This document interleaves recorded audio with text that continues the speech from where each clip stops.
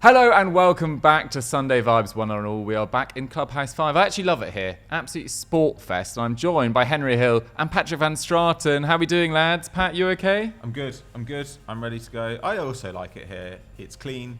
It smells good. I like the lighting as well. Yeah? Is that what you're into? Yeah. A little light orange mood. It's good. You just like that you can see football on one screen, cricket on another screen, golf over there. It's perfect Ridiculous. for a sport-obsessed guy. Henry, are you well? You had a punch on the way here. Don't. I can give you some Chris Hamill-esque kind of description of how my morning went. Oh, yeah. How I In feel massive detail. Yeah, how I feel, but I'll save you all of that. You know, those days are over.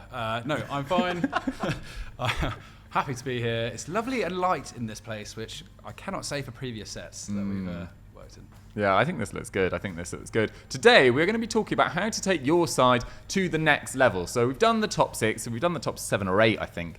We've done the bottom sides as well, but today we are focusing on the mid-table. We're probably giving ourselves a budget of around 80 to 100 million, and we're trying to earmark 2 signings that they could target. Pat is acting as director of football, and we will then suggest players for him. He gets ultimate say, final say, on who goes in their roster. Pat, we're kicking off with Brentford, and what did you suggest we needed to get for Brentford and why?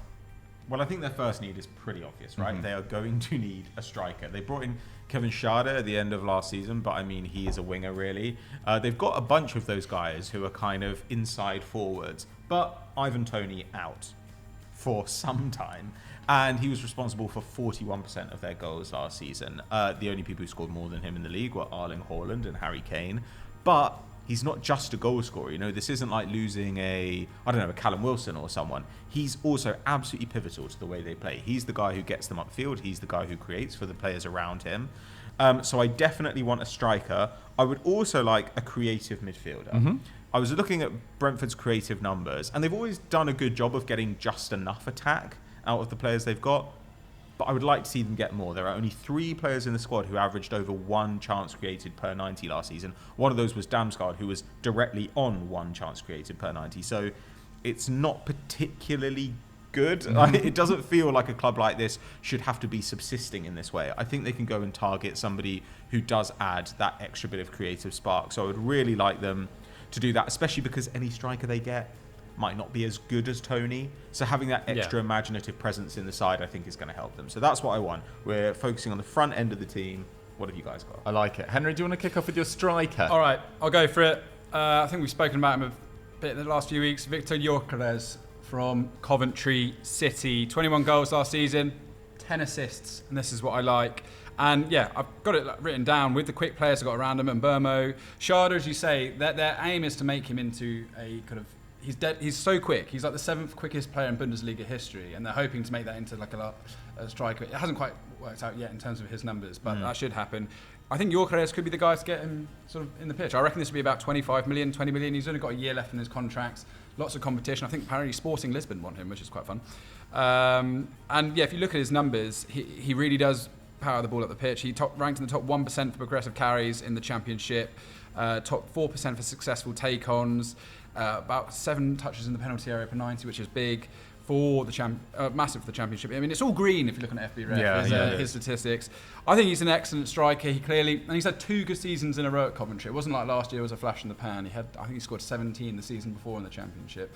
So he's ready for a step up. And I actually think Brentford is the right level. And like you said, he could lead the line for 6 months and then compete with Toney at the back end. I think Toney's probably going to go regardless in 12 months' time. Yeah. I certainly think that Toney's time at Brentford is coming to an end. Like, if he comes back and he plays well, a team will suddenly go, right, well, we weren't going to buy him last summer, we're going to buy him this summer. And if you're getting Gyökeres in now, I think this could be the making of him and probably the level that he deserves to play at this moment in time. I think it's a pretty easy transfer. I like this one. I like that Gyökeres kind of combines the skill set, we've talked about this before, of a striker and a winger. It means that he can play on the break. I think he's also big enough to compete with Premier League defenders. I like that he can play alongside Toney or in place of him and grow into his replacement potentially. Strong pitch. What have you got, Duke?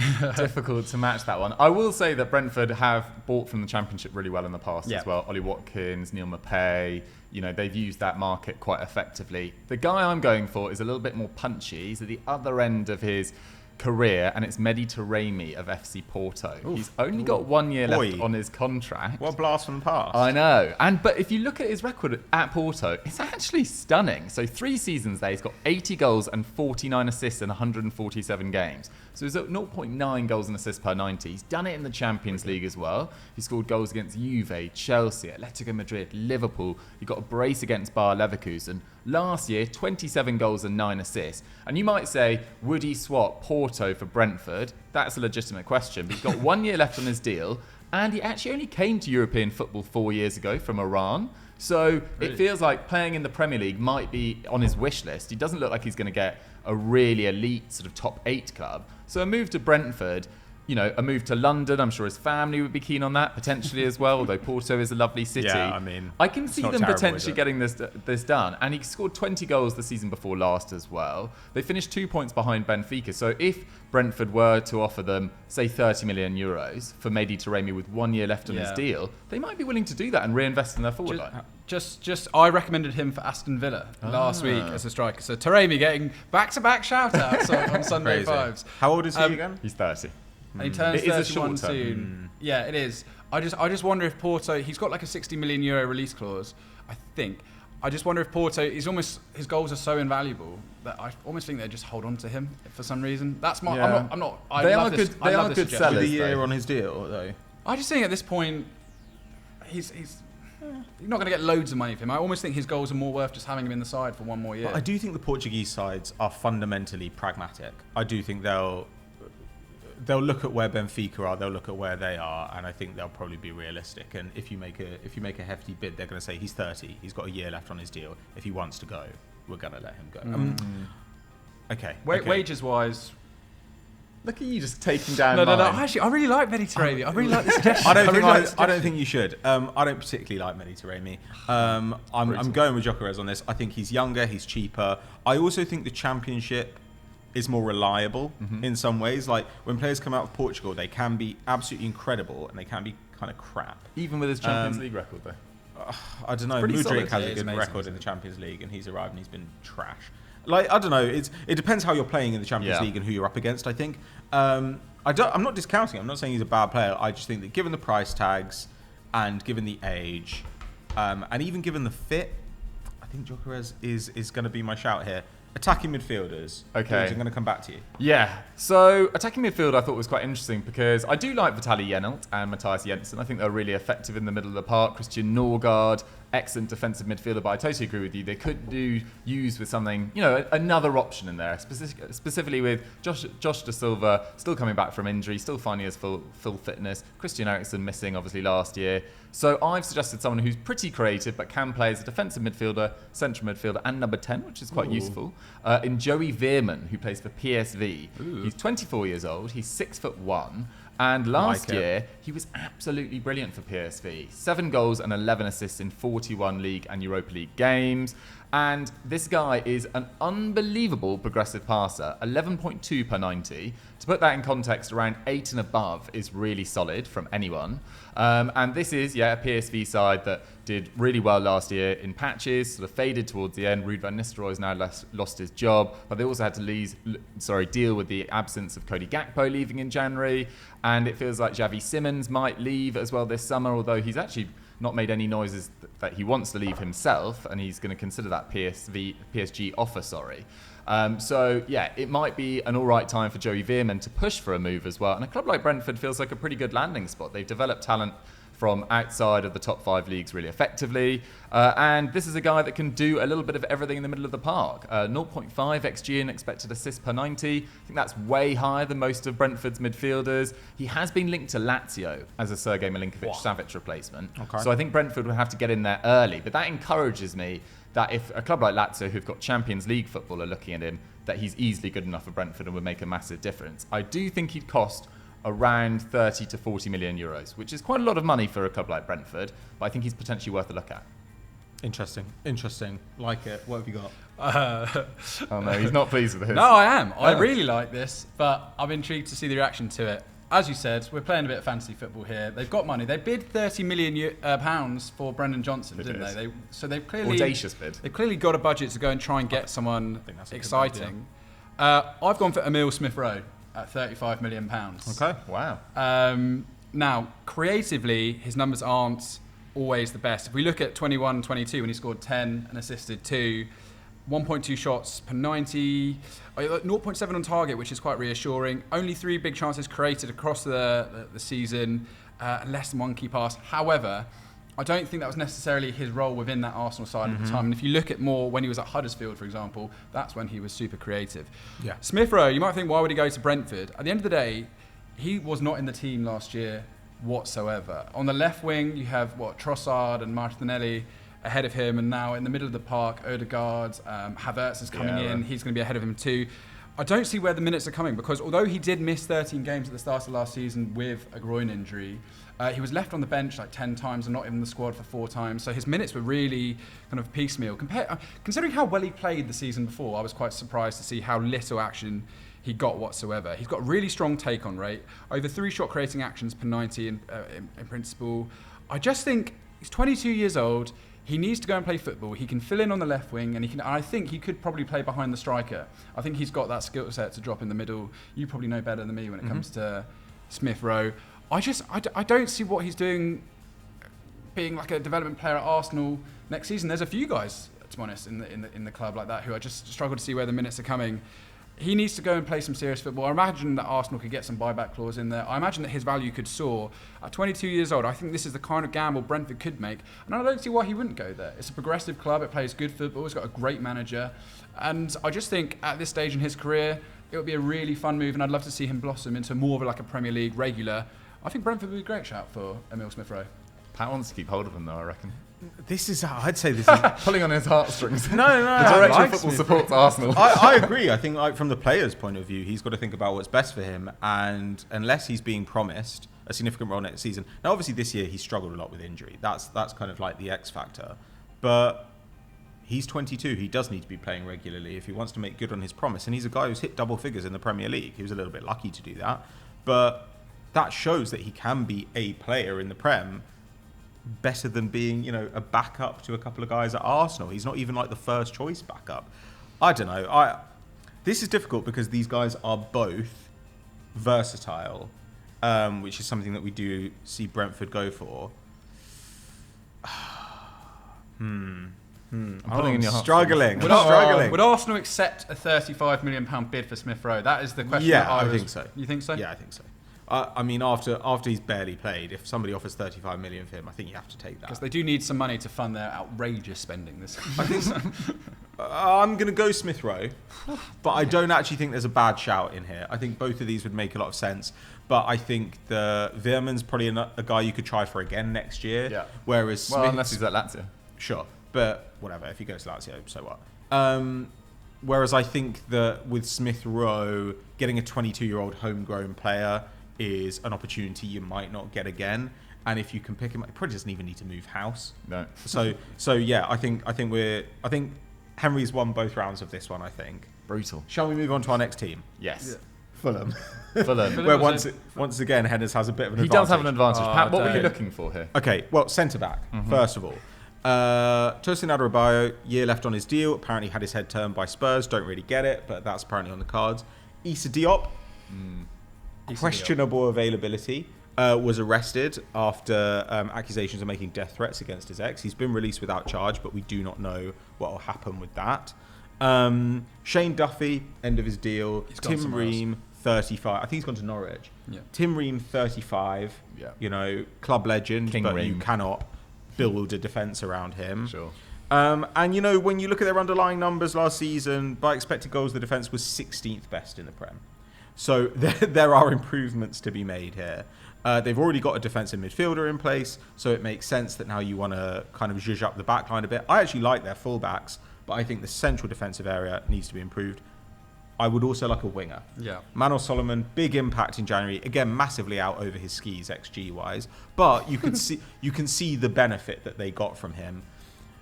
After Mitrovic, the top scorers in the squad, I think had 5. No, Willian, they had maybe? 6. Willian had 5. He had 5 goals, 5 assists. Herrera had 4 and 6. Carlos Vinicius did all right at the back end of the season, but he's not. Sure. You don't want to rely on him. And he's a striker. But he's not going You to know, play he's- with Mitrovic. Exactly. So we do need some goals from wide. That's what I want. I've got you goals. Centre back, winger, Henry. Right. Bring me your centre back. Okay, so I prepared a whole spiel about why they should go and sign Sebastian Bornau from Wolfsburg. Oh, nice. Okay. 24 years old, apparently wants to move to the Premier League. Fulham are interested. His number's actually way better than Maxence Lacroix, who's the person that everyone talks about. And I think you could probably get him. He's played 4 straight seasons in the Bundesliga. However, I've been having sleepless nights about it because I am worried about Fulham. I am worried about Fulham next season. I think, as you've pointed out, Pat, the underlying numbers aren't great. Sure. And I think to rely on Leno and Palinha to sort of bash our way through another season is unrealistic. So I think we need someone with a bit more Premier League pedigree and quality. Uh-oh. And so I've gone for Eric Dyer. And the reason not is... see that coming. The I reason thought you were going to is... say Harry Maguire for a second. Harry which Maguire, I Eric don't Dyer. know. I think Harry Maguire is gettable for a lower. His wages are way too big. Okay, His sure. wages are huge. Eric Dyer, there's a lot of talk that he's going to be moved on. He's 29 years old. And I actually think his career is often disrespected. He's been pretty solid at the top level for a very long time. He was only in the England team He's been last around year. a long time, yeah. What I want for Fulham is a defender who's just going to head that ball away and clear the box. Okay. Dyer has massive aerial and clearance numbers to his name. He's always been that guy. Big unit.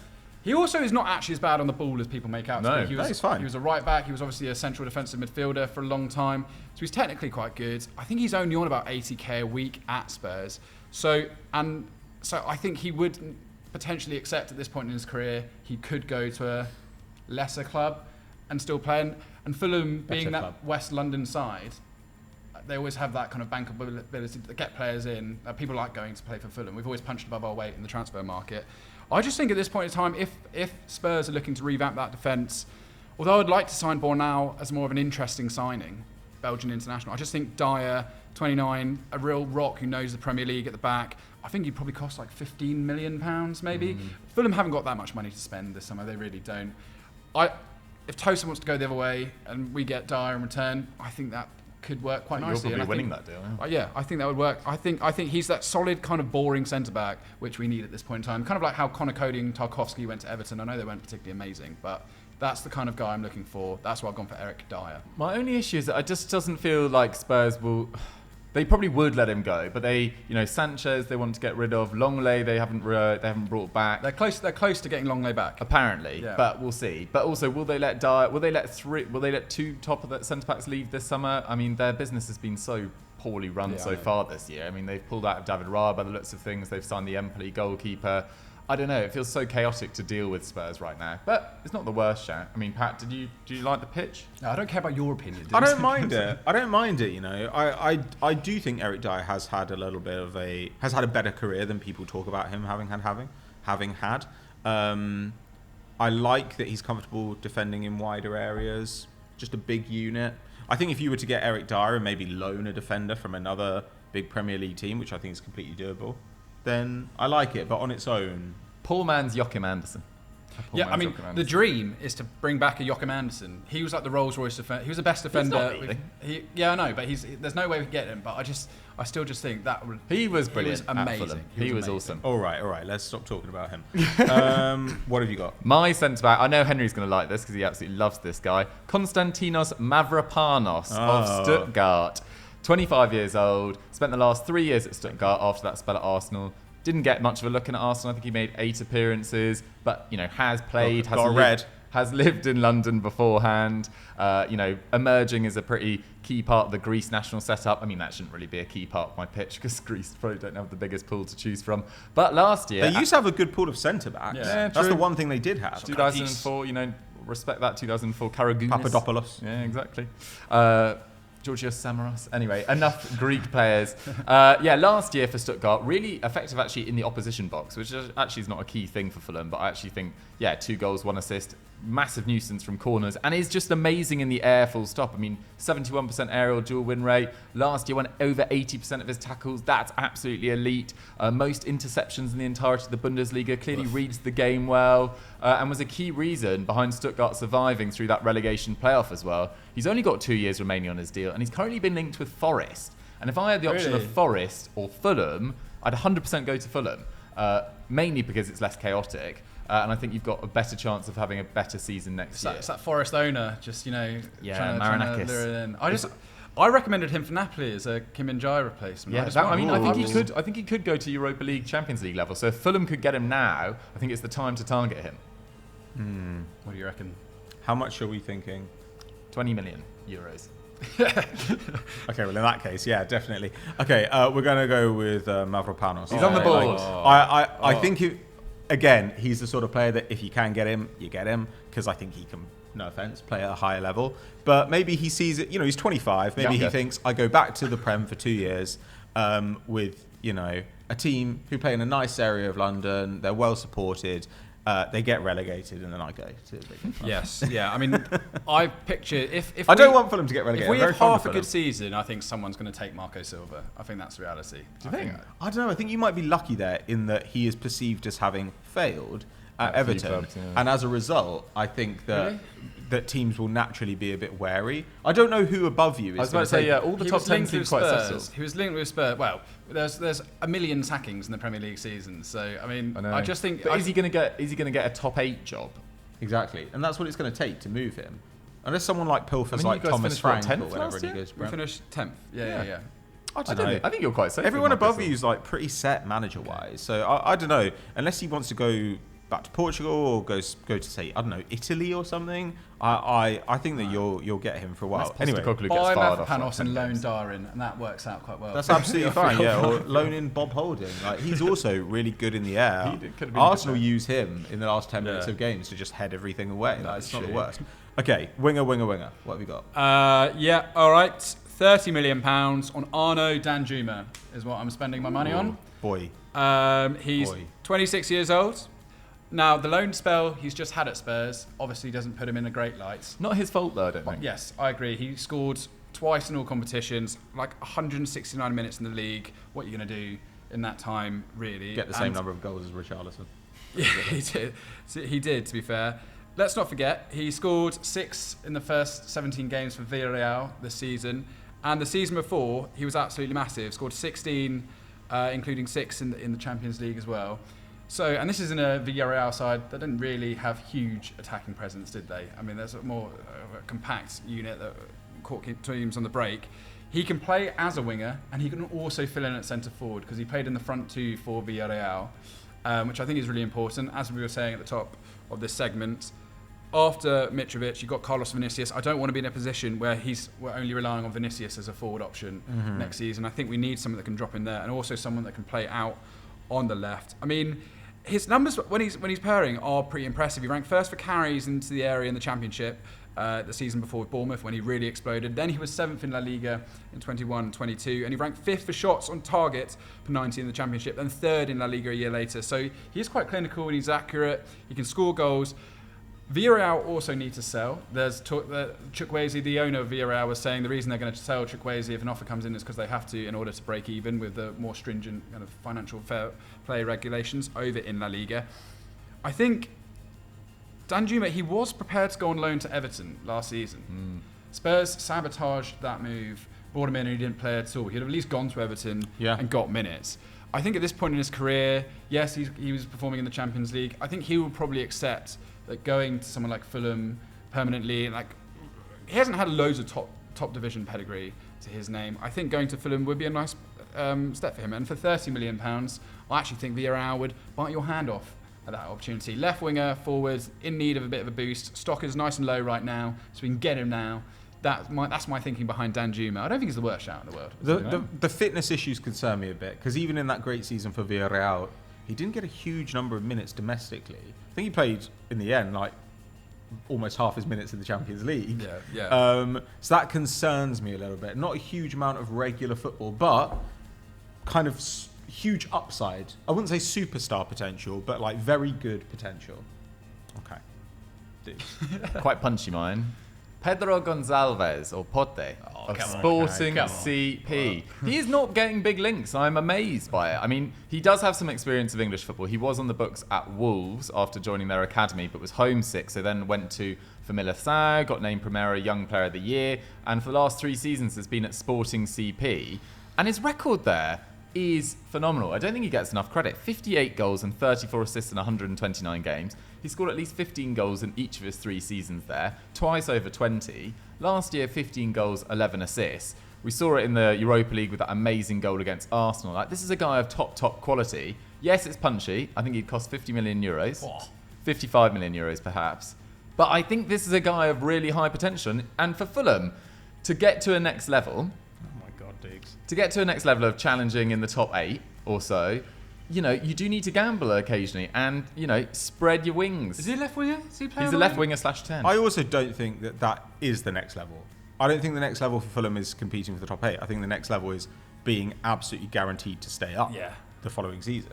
Well, fine, yeah, but if you want to really push on, he's a massive step up on all their well, other yeah, attackers. if you really want to push on, like, go for Neymar. Like, I mean, like He's not as remortgage the unrealistic stadium. He's not as unrealistic as Neymar. Oh, I don't know, Shall I dude. recommend Neymar? His current link at the moment is Villa. And I'd rather go to Villa than Fulham, but I don't know why Fulham can't get in amongst it. I don't know what your finances are like. I do have a very rich I'd be owner. stunned. But we spent so much money in the yo-yo years. I would be stunned if they forked out 50 million for. Bear in mind our record signing. But Dan Juma's is probably 30 what, million. 30 million euros? I don't know. I reckon you can get a bit of a knockdown. And 30 million euros is different from 50 million. 55 to 60. Diggs, I would love your suggestion. I think he's probably got Champions League ambitions as well. But I don't know why you can't at least, you know, put your cat amongst the pigeons.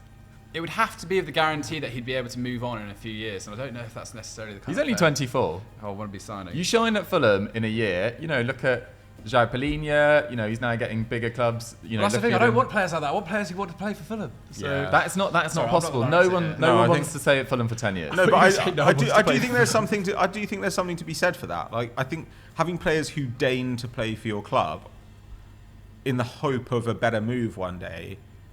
Okay, to some extent, the smaller clubs are always going to have to deal with that. They're going to get players on their way up or on the way down, but I don't know. You do need a core of guys who really love the team. Like, that's what builds the kind of atmosphere around the club, and that's what actually enables you to build a connection with your supporters. I agree with that, but I don't think Dan Juma sees Fulham as his end game No, but I at think his age. West Like, I London- don't think West London, you can't use the argument of Pedro Gonçalves doesn't want to be at Fulham and Dan Juma would love to be at Fulham. no, but I think that, I think he is more realistic. But given these two, I could see that Dan Juma becomes a guy who, if somebody joins the club and then the club gets a lot better and they're really taken on board by the fans, then they can easily build that connection with the team. Like, I mean, I don't think that like Bruno Guimaraes when he went to Newcastle was just like, I just love Newcastle. I've just grown up watching Newcastle. He didn't give two fucks about Newcastle. But the same goes for a ton of these players who do that. Like the guys who go to Villa and they're like, well, now I love Villa and I've got a real home here. It's like, it's because they played well for Villa and Villa played well and now the fans love them. But they why build the couldn't connection. Pedro Gonçalves be Fulham's, you know, new Clint? Because they can't afford him. He's not going to go. That's why.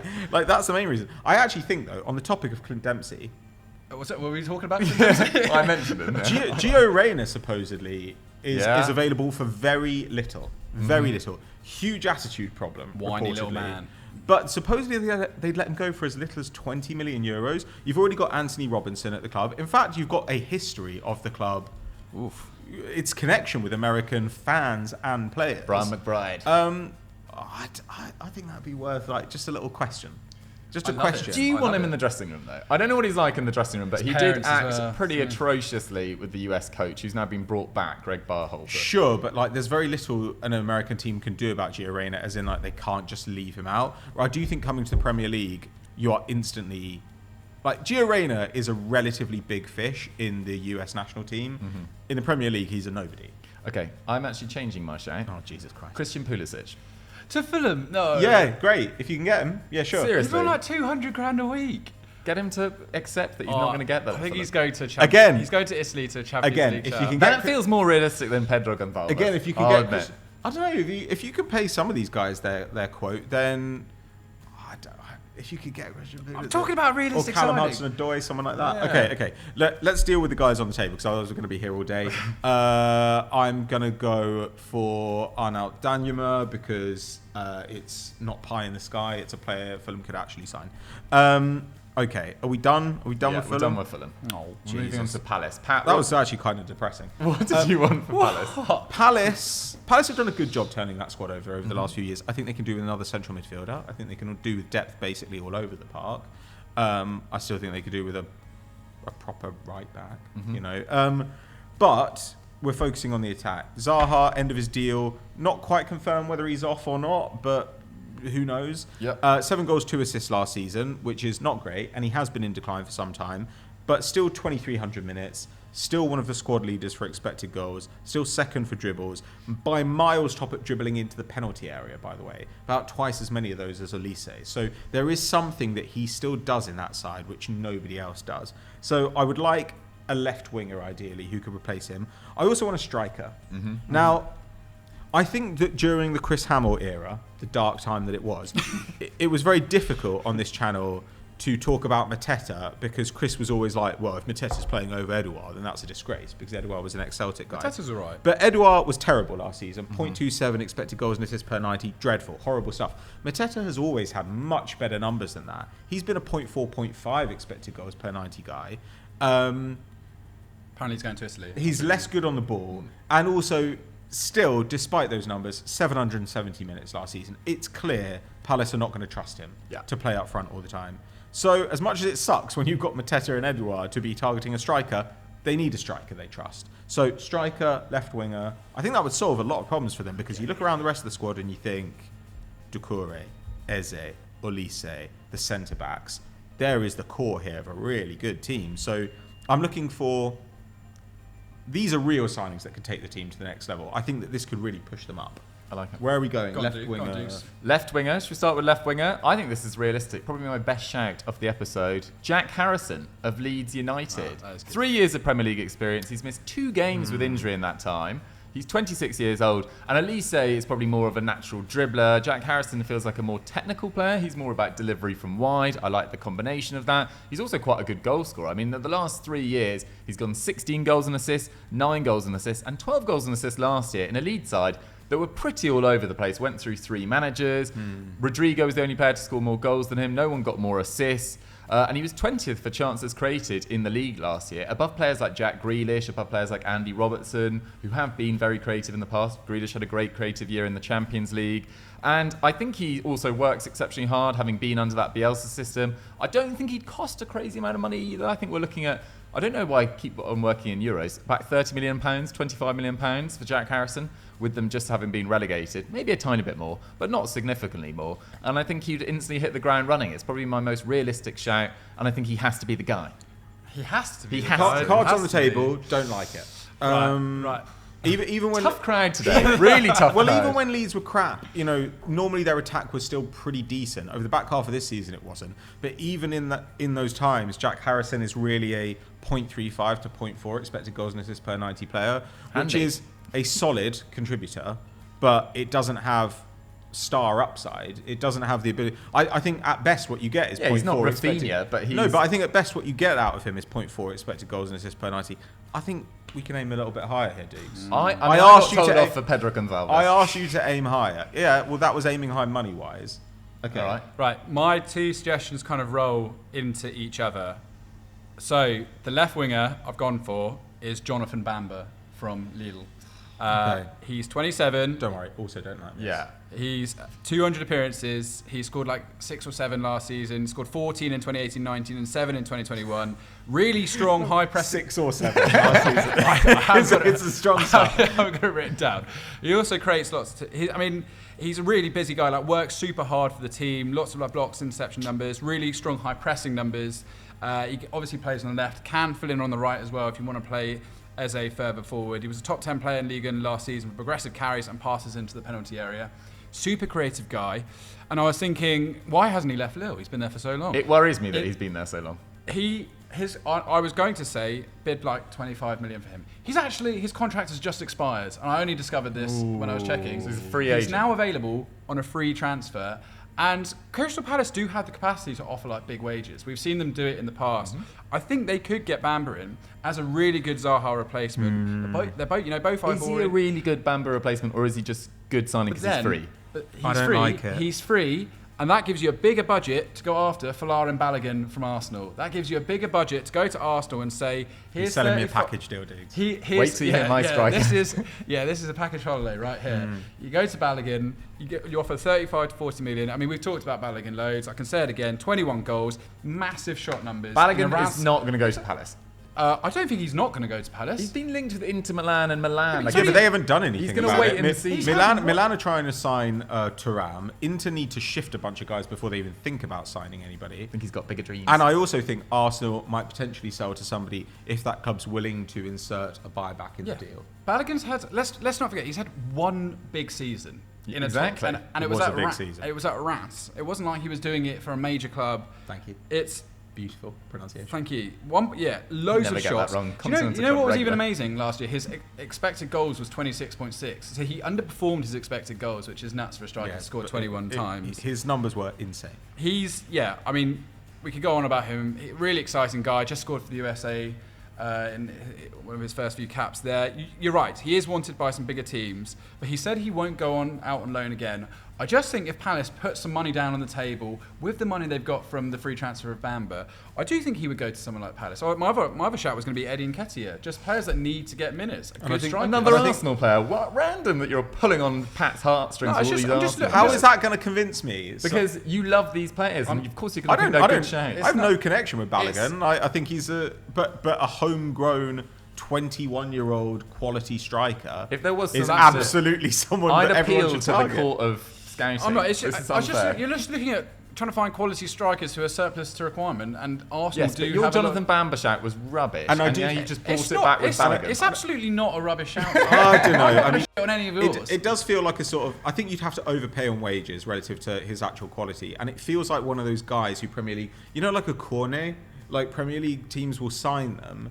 And they have, like a decent run, and everyone's like, "What a great signing!" And then 3 years later, you're like, "Oh yeah, that guy hasn't played for 2 years." You love him on Continental Club. I don't know where. I do like Balogun. I like him a lot. I just think Bamba. No, Bamba. Oh, Bamba. Yeah, he's fine. I haven't been that hot on him for a little while. Okay, so look. Okay, just before we move on to your striker, Yes. what is the managerial situation here? I'm a bit confused by that as well. They The don't Hodge. also have a lot of money, apparently, Palace. So these suggestions are all quite punchy, I think, for their budget. Free transfer. Might come into it. So Maybe Balogun, you on say, loan. look, opportunity to work with a legend of the game, Super Roy Roy. Hodgson. I'm not even really taking the piss. I love Roy It Hodgson. hasn't been I love confirmed. I I think Roy Hodgson is a good manager and seems like a good guy.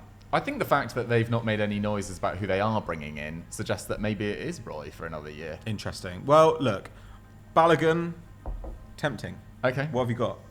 I've got a signing that I think you get ahead of before he goes to a top club. He's 20 years old, and I think he's the right player for Palace to target. Gift Orban. Okay. Unbelievable last year in European football. It is quite new, but he scored pretty much. It's around, I think it's 39 goals in 46 games since moving to Europe. Yes, in Norway up until January, then went to Genk, and has been superb for Genk so far. Definitely not Ghent. Definitely not Ghent. Sorry, it is Ghent. It is Ghent. Spot on. Good spot. But he has been superb. Scored the fastest hat-trick in European competition history against Istanbul Basaksehir.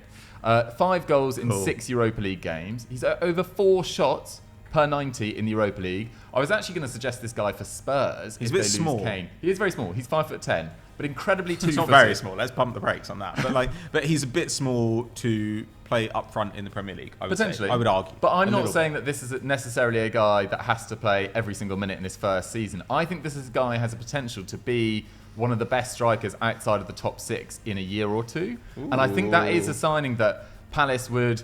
Palace are I think all the mid-table clubs are in an interesting position where, we've already talked about it, you do have the potential to overspend to try and keep up. But maybe, the thing to do is to target these really young players, hope they become superstars, sell them on for a massive profit. And Gift Orban, given the fact he only moved to Belgium for about 6 million euros in January, they're probably willing to sell him for 20 million euros. That's an enormous amount of money for a club in Belgium. And he does have huge upside. And I think people underestimate the power of the mid-table Premier League sides financially. Like, we're looking at a situation at the moment where Juventus are apparently about to sign Timothy Weah, who isn't really a guy that you'd expect Juventus to go for historically. But some of these teams that we think of as superpowers in European football, they're kind of shopping in the same market as lower mid-table Premier League teams. So if you can offer a decent fee and decent wages, you can absolutely steal yourself a star. Okay. These are interesting. Come on. I kind of do think that Palace have to at least ask the question about Balogun. Yeah, what about asking the question about Gift Orban as I don't well? know if they can do Balogun and Harrison, but those are the two I want to go for here. I think Harrison's floor is totally solid contributor. Balogun is potential superstar. Palace have got to go for someone like that. Okay, should we move on to West Ham? Yes, Pat, what are you looking for here? I'm looking for a Declan Rice replacement, Dougie, believe it or not. By the way, I wasn't being rude. I was just double checking. Gift Orban can confirm, is it Ghent, not Genk? Had it on my script. Genk. Thank you for Henry for correcting me. Sorry, Pat. Yeah, they need a rice replacement. They time. need a quinoa. They need a bulgur wheat. Yes. That's what they need. Ever-present, captain of the side. He's the best progressive passer. He's the best midfield defender. He's a big aerial presence. It's really the defence that I'm focusing on here. I do think that Paquetá really grew into the season, and I think over the long term he will replace quite a bit of that progressive passing, or at least you would hope he would. And plus, if you could get a player just like Rice, then Rice wouldn't be going for nearly 100 million, which is what we expect him to do. So I definitely need that player. I would also like an attacker, and I'm quite open-minded about the sort of attacker I get. Bowen obviously had a great season the season before last, but last year he is a down year. Still top scorer on 6 alongside Benrahma, which is pretty miserable. Antonio has a bad year, and suddenly West Ham are in a relegation battle. Now, that shows us that the attack is a little bit fragile. So I want a guy who can flex between maybe the wing, maybe up front, something like that. Because guys like Benrahma, Fornals, decent contributors, never really worked out. So that's what I want. I think Scamacca can still adapt. So I'm not saying we're like writing off everyone we've got, but realistically, I don't think the future for West Ham is Benrahma or Fornals getting huge minutes. Yeah. So we've got Henry. budget Right. as well. Henry, we have budget on this one. No, you're right.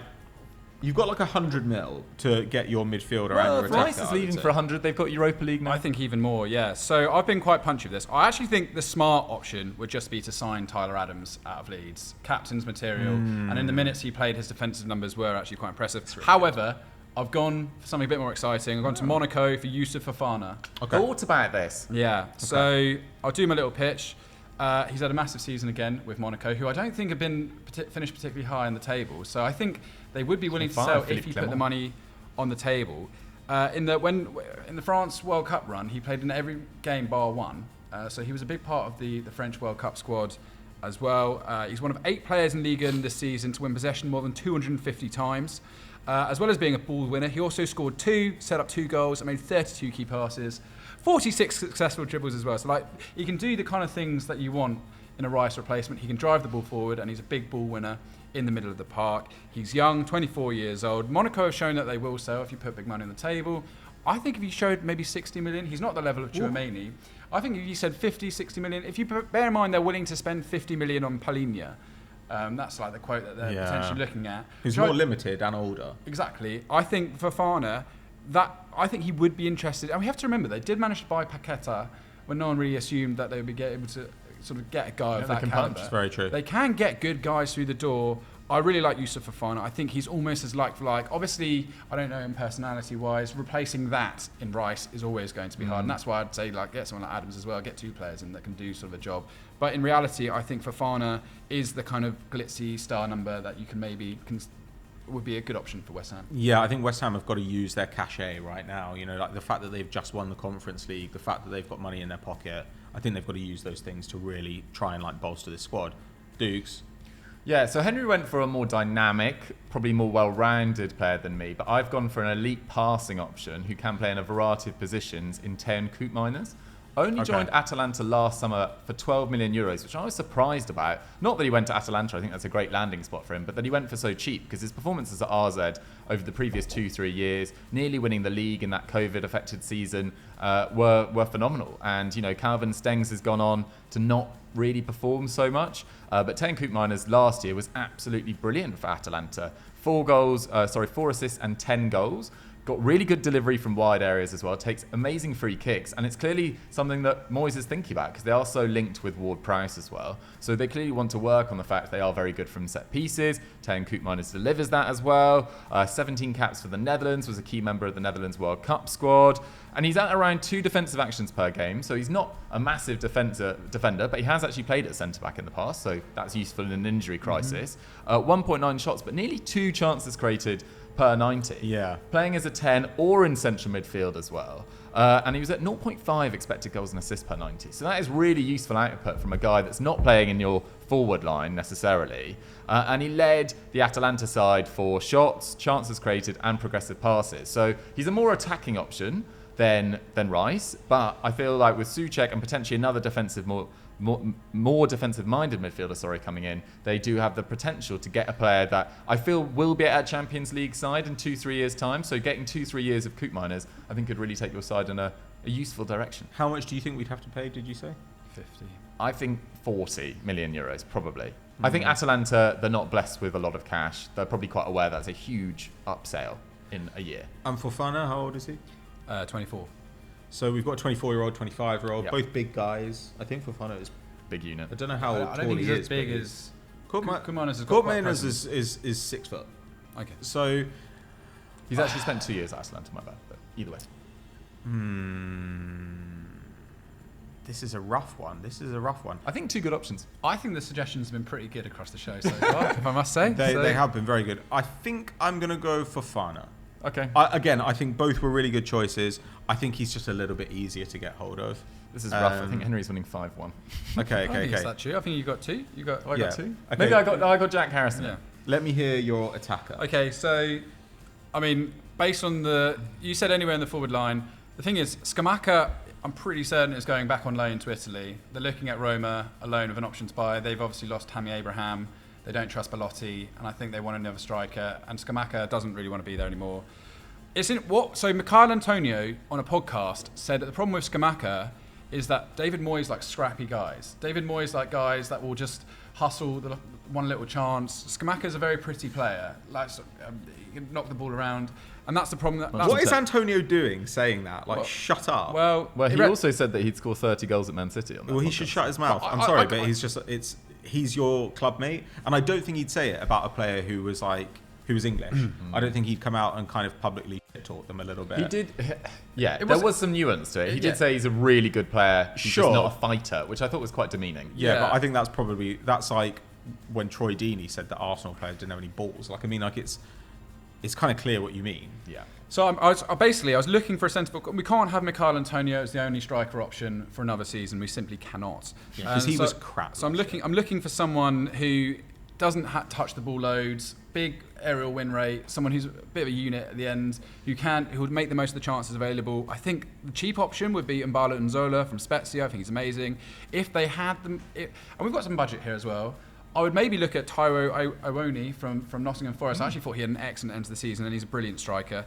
But I've gone for Yusuf and Nasiri. I've gone for 2 Yusufs in my suggestion. Yusuf and Nasiri for about £30 million. He's very hot and cold. He was great at the back end of last season. 8 goals and 1 assist, 6 more in Europe as well. Only passes the ball about 12 times per 90. Very much a target man. Big aerial win rates.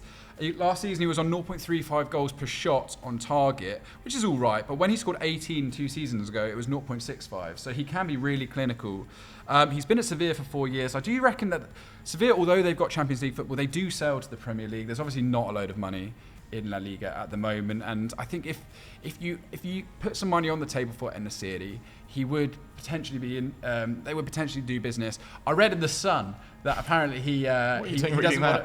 He doesn't. Well, because I was obviously looking up to see if there's any speculation. Apparently, West Ham have tried to buy him in the past.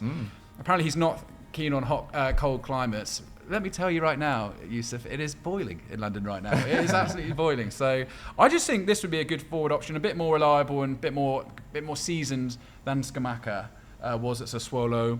Obviously, it was wicked in the World Cup for Morocco. He's a big unit. Yeah, and I just think that En-Nesyri would be a great guy to have at centre forwards, and I think you probably could get him if you tried hard enough. It does slightly write off Scamacca, though. As in, there's not a future for both of these to be starting players for West Ham. My understanding was it would be a loan with an option to buy to go to Roma. So they are like willing to entertain the possibility of selling. But yes, I'm not going to say that. I'm not going to write that down as fact. So. Okay. What have you got? Guiri. Okay. Can play as a forward, can play wide, can play on both flanks as well. Really, really useful as well. He's predominantly a striker now, though, and was very good at Nice for 2 seasons. 19 league goals and assists, then 19 league goals and assists, then 18 when he joined Rennes last year. Rennes have Europa League football. They actually finished 4th last year, but so do West Ham. I think that makes a big difference in negotiations. Like, it's quite punchy, but he's already made an interesting career decision to leave Nice and go to Rennes, which wasn't a massive step up at that particular time in his career. And this is a guy that can do a bit of everything as well. Look, he's not a shot monster. He gets 2.6 per 90, but 1.9 from inside the box. That's pretty good. 1.3 key passes, 1.2 dribbles. This is a very technical flair player, very fun to watch. And we've seen West Ham try and sort of up the beauty of their side in the last couple of years. Ben Rama's nice to watch, Paqueta's nice to watch, players like that. It hasn't worked. They've gone back to Antonio. They've gone back to the British. But I think they could could eventually move on from Moyes in the next 18 months at some stage, as well as he did winning the Conference League last year. And I think they might go for a more progressive manager, go back down that route. And Guiri, with his nice age, I think he's around 24, 25, is ready to, I think, hit the ground running at a club like West Ham. And I think West Ham fans would love to watch another player who is so fun to watch on the ball. I completely agree. I actually recommended him for Wolves, but I just think that he's, I just think he prefers to carry the ball from deep a lot more. I think he's more of he likes playing on the left wing as well as centre forward.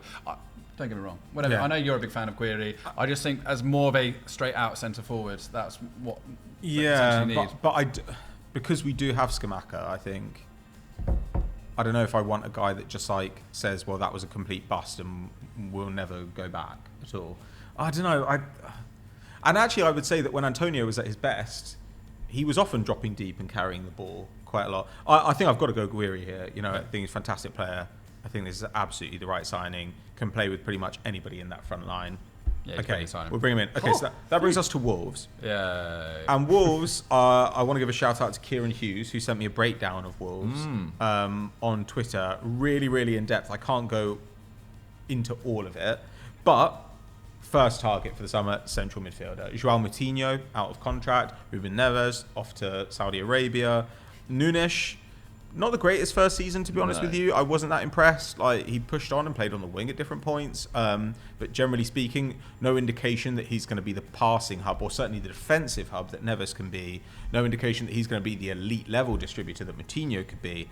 They've got some young players there. They've got Joao Gomes, and I think they've got Bertrand Traoré, isn't he, midfielder as well? Mm-hmm. But we definitely need at least one there. Now, for the second position, I'm giving you options. You can either bring me another midfielder, because we need another midfielder, or you can bring me a winger. Because Kieran went through the wingers for me, and he said Chiquinho, pretty promising, but coming back from big injury. Neto, coming back from big injury. Traoré, now out of contract. Could feasibly sign an extension, but we don't know, and he's probably going to ask a king's ransom to do it. They've got in Sarabia, who could play there. They've got in Cunha, who could play there, though I'm not sure of the status of the Cunha situation. But neither of them really wants to play there. I thought Cunha was going to be better, yeah. Podence as well. Podence I think we all like, but he's got a year left on his deal. It would not be surprising to see him try and make a move this summer. I don't think that if they lost him, it would be an absolute catastrophe, but they do need to upgrade their attacking options from wide. So he said that the new head scout, Matt Hobbs, they've been pulling away from the kind of this is great detail from the Jorge Mendes client list, and they've been going for more data-driven signings. We saw that with Sasha Kalajic. Even a guy like Lamina is somebody who's always profiled well statistically, but who maybe got a little bit disrespected for whatever reason. And Joao Gomes as well was a kind of statsy signing. So I think that these are the vague positions we're looking at. I want at least one central midfielder, and it's dealer's choice on the rest. Henners? Okay, I actually really like this suggestion. Be interesting to see how you react to it. Centre midfielder, I've gone for Andre Almeida, who is the Valencia central midfielder, currently captaining Portuguese under-21 sides. Okay. In the summer. Good. Sounds like a natural fit. Ticks one box. Yeah.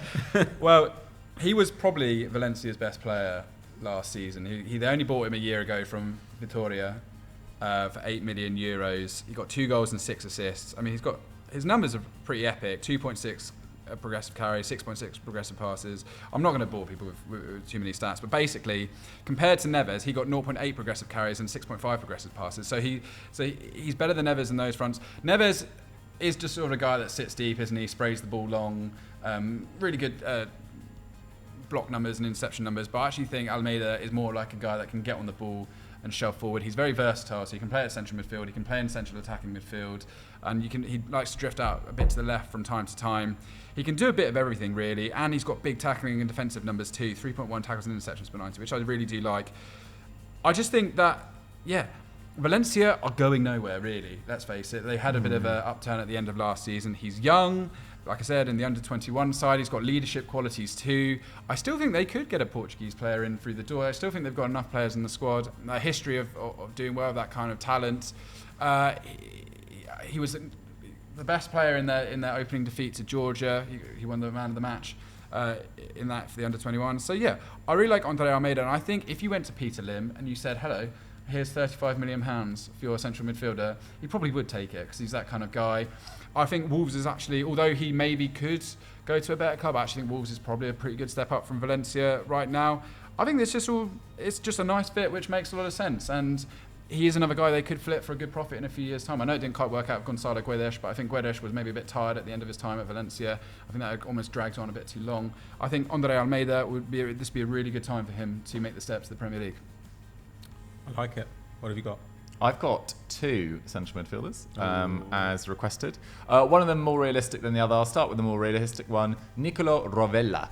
He's a Juventus player. Was actually bought from Genoa a few years ago, then went back on loan to Genoa, spent last season on loan at Monza, and he was absolutely brilliant in the 25 appearances he made. He had a couple of very small injuries, which is why he didn't make more appearances, but 60 passes per game for Monza. This is a side many expected to struggle. They ended up finishing comfortably in mid-table, 89% pass completion. He's got really good numbers for switching the ball as well, which is something that Neves does really effectively. Excellent long passing numbers as well, and 4.4 defensive actions per 90 as well, so can really put his foot in.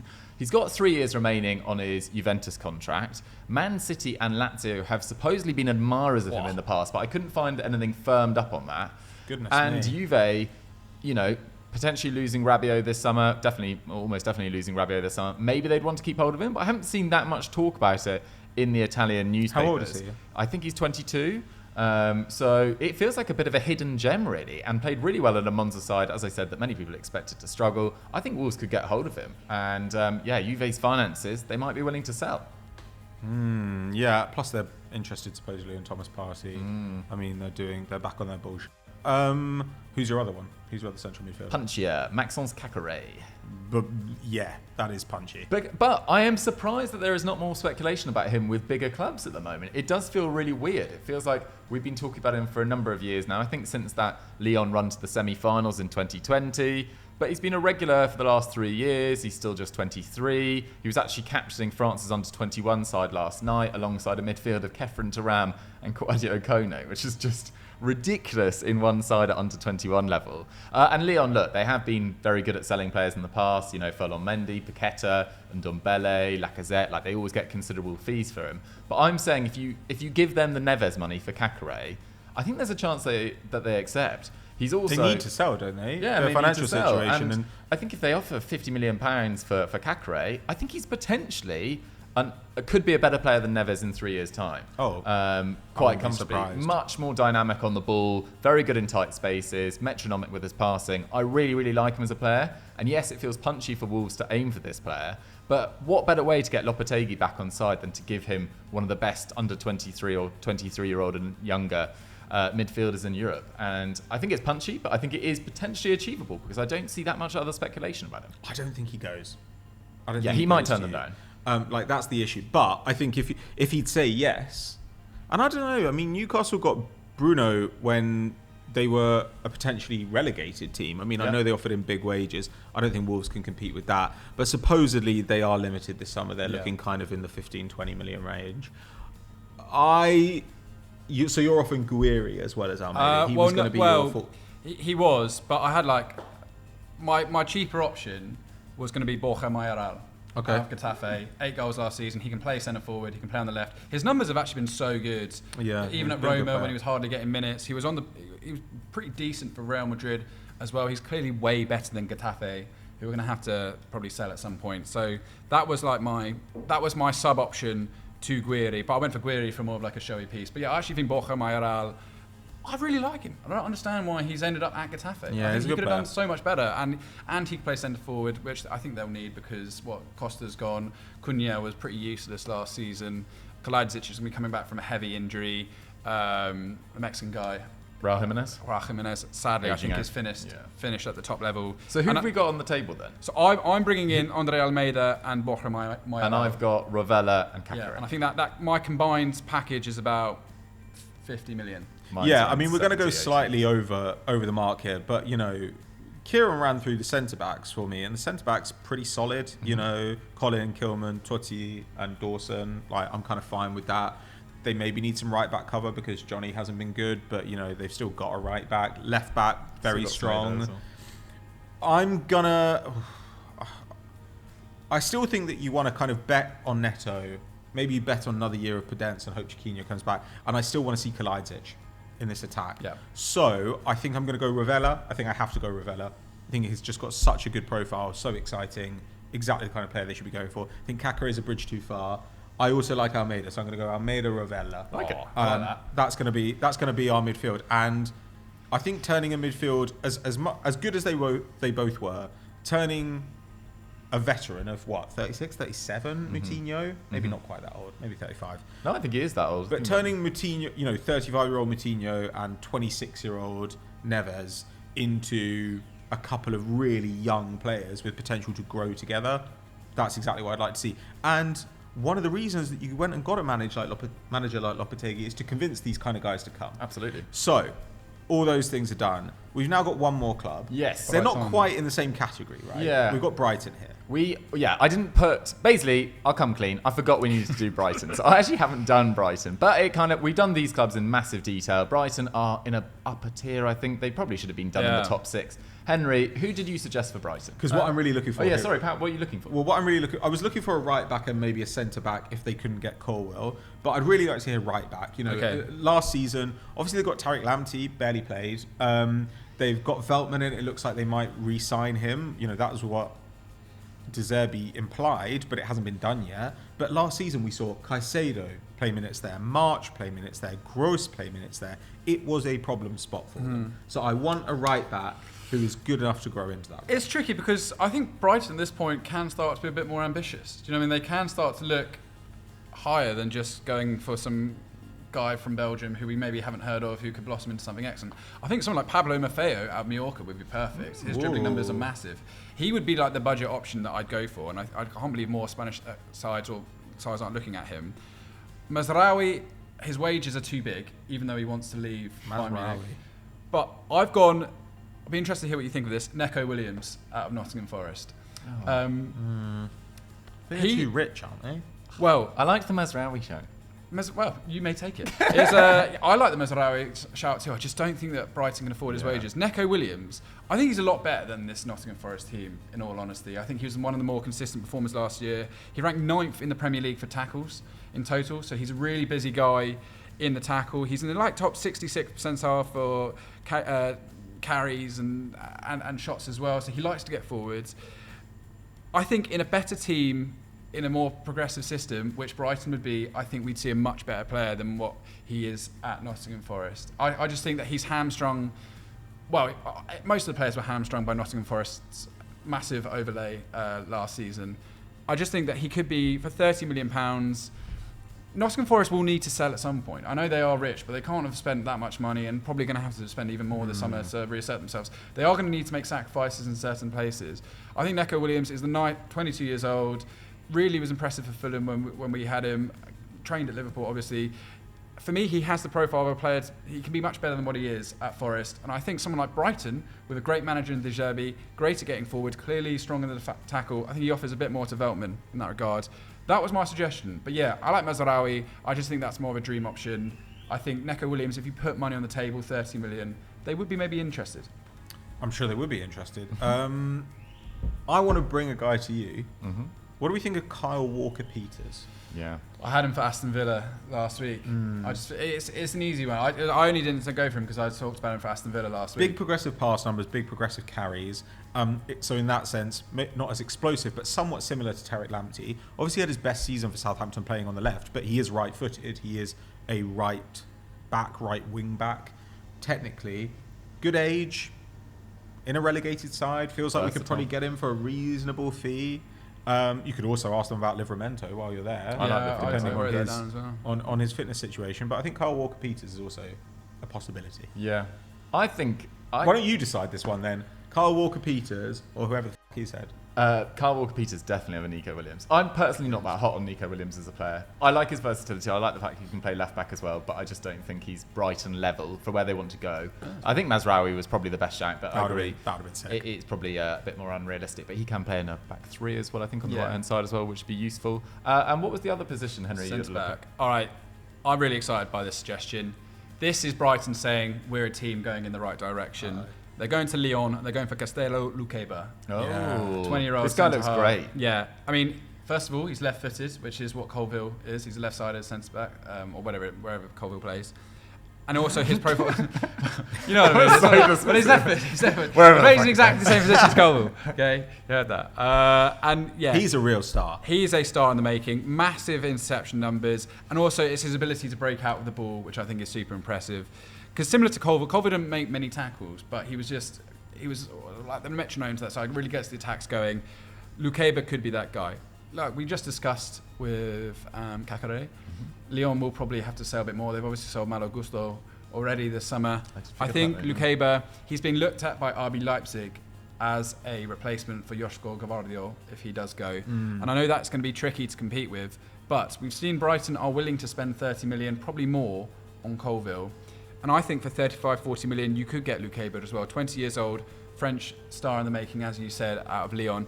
This is the signing, and they're going to have money. They're going to have money to spend. This is the signing that Brighton can say, look, we're now a team that to be taken seriously. We can compete. I think they probably could compete with RB Leipzig, in all honesty. Yeah, I think for wages. I think they could say, come to us. We've got Europa League football. We've got De Zerbi, incredible manager. Look at where this Brighton team are going.